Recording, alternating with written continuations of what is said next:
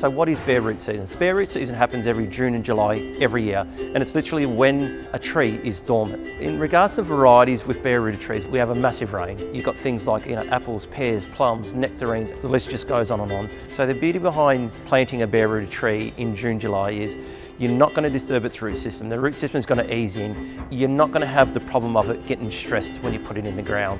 So in regards to planting a bare rooted tree, what I would recommend you do is dig your hole 1 metre wide, 1 metre deep, add some compost through the soil that you've dug out, plant your bare rooted tree into it and give it a really good watering.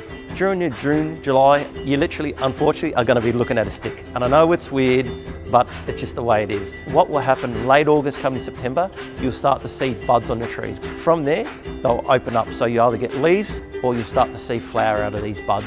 And then from there, away it goes. And there you have it. With bare rooted trees, all about preparation.